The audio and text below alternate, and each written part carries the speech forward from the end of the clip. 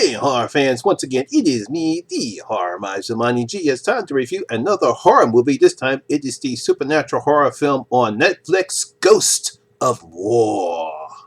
Now, Ghost of War is a 2020 supernatural horror film. It was written and directed by Eric Brees.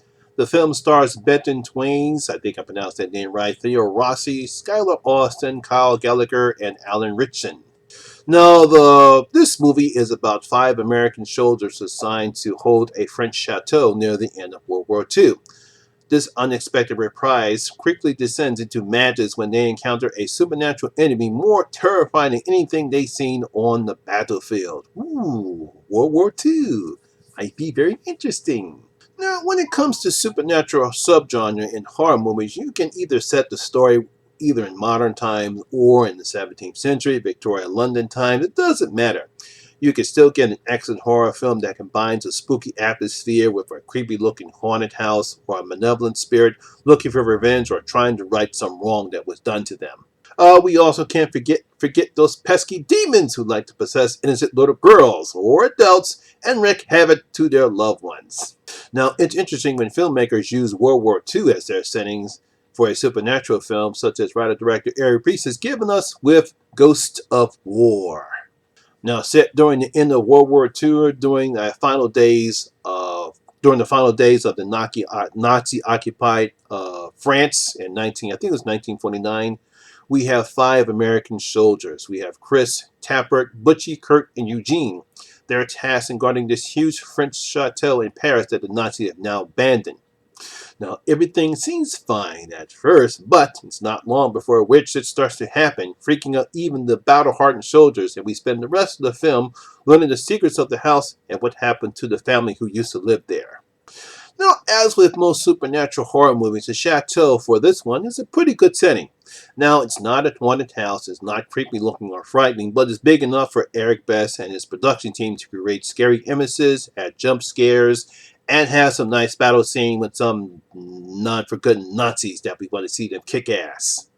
Now, all the actors who played the battle-hardened soldiers do a pretty good job in this film. I was impressed with all their performances. They all have good camaraderie. We really want to pull for them. We really want to see them succeed. Now, out of all of them, the best is Kyle Gallagher, who plays the sniper Tappert. Now, he gives Tappert a cold-eyed stare that shows what the war has done to him physically and mentally.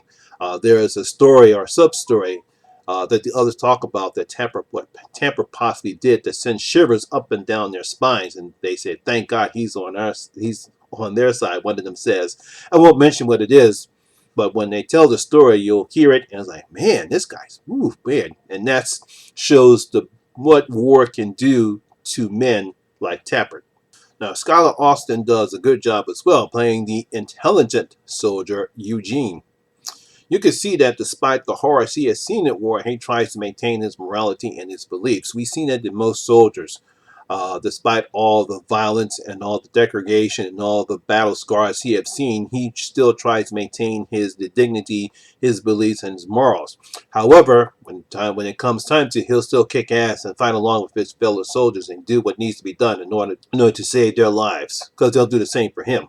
The one problem that I do have with this movie is the ghosts themselves. When they do make their appearance, they're not really frightening or threatening enough, and the filmmakers use cliche jump scares at times. It's something that we've seen in all supernatural horror films. I'm not going to say what it is, but you'll see it when you know it. They're just not frightening enough. They just doesn't bring out the scares that we want to see. Now, because of how well the actors perform in this movie, we do care enough about the soldiers that despite the lack of scares, we still want them to survive this encounter they're having with the ghosts. Now, it also doesn't hurt that the movies have some nice battle scenes with some Nazis, and the filmmakers don't hold back with the blood and gore as we get some good and nice practical effects. No, everything seems to be going along. We got this nice story. We got this nice World War II backstop. We got some good practical effects. We got some great acting with the soldiers. Everything is going along.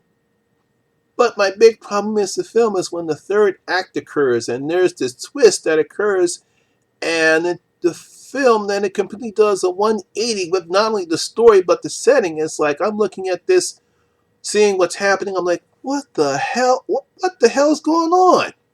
Now, I have nothing wrong with twists when it comes to movies, so long as it makes sense with the story that's being told. Now, twists that happen in horror movies, such as the twist that happens in The Mist, we all know about that. The twist that happens in The Sixth Sense, the twist that we see in Orphan, and the twist that we saw in Goodnight Mommy, they were excellent because the twist enhanced the story that was being told.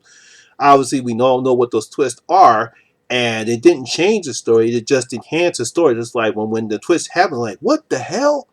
It's just like in the twist in The Visit.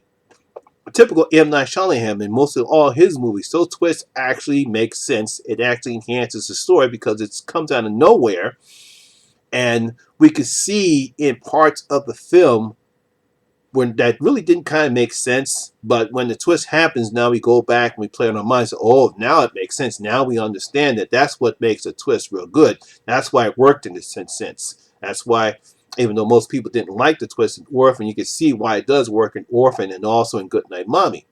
Now, the twist that happens in Ghost of War doesn't enhance the story. It flips it upside down and sideways and changes the entire tone of the movie and cheapens what's happening to the soldiers. Now, I'm not going to spoil what happens here, but for those people who have seen the movie, you know what I'm talking about. It just caught me off guard. It didn't make any sense whatsoever, and it just took me out of the whole movie.